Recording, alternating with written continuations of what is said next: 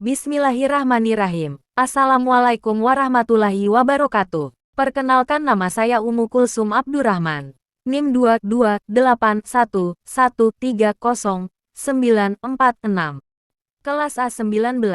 Di sini saya akan mempresentasikan materi senangnya berakhlak terpuji.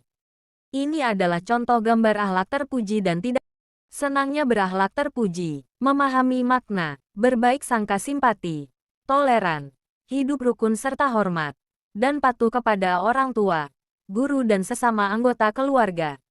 Contoh, berbaik sangka, simpati, toleran, hidup rukun serta hormat, dan patuh kepada orang tua, guru dan sesama anggota keluarga. Amatilah gambar berikut ini. Ini adalah contoh berbaik sangka. Amatilah ilustrasi gambar di bawah ini. Arti berbaik sangka. Berbaik sangka adalah menduga yang baik terhadap sesuatu. Husnuzan adalah prasangka yang baik terhadap sesuatu.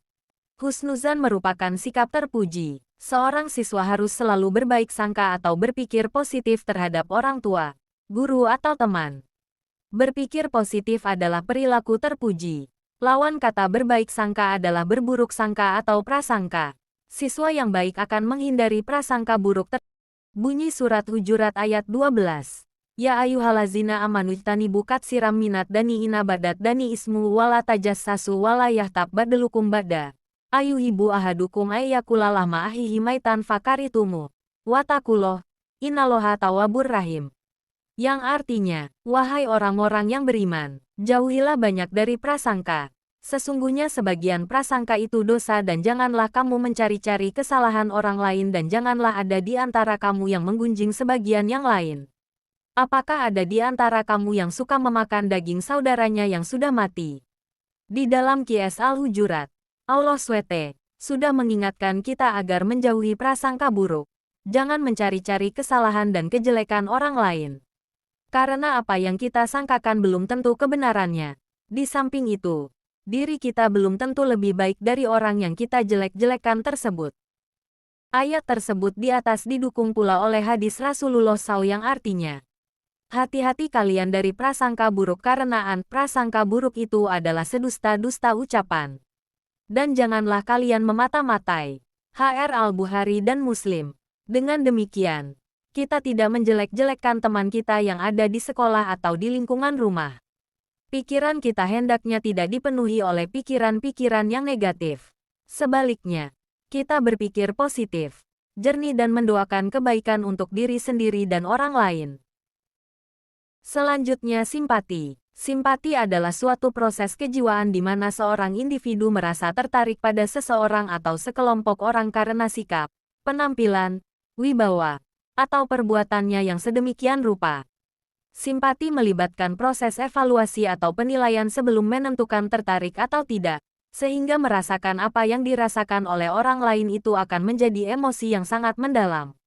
Simpati terjadi ketika seseorang tertarik kepada orang lain. Contohnya, ketika ada rumah teman yang kebakaran kita juga ikut sedih dan berusaha bersikap toleran. Secara bahasa, toleransi berasal dari bahasa Latin yakni tolerare yang berarti sabar, menahan diri atau membiarkan sesuatu yang terjadi. Sementara menurut istilah, toleransi adalah sikap saling menghormati antar sesama manusia sesuai pada norma yang berlaku. Hidup rukun. Hidup rukun adalah suatu pola hidup seseorang atau kelompok yang saling menghargai, menghormati satu sama lain, dan menyayangi antara sesama manusia. Hormat dan patuh kepada orang tua, guru dan anggota keluarga. Hormat berarti menghargai, takzim dan khidmat kepada orang lain, baik orang tua, guru sesama anggota keluarga.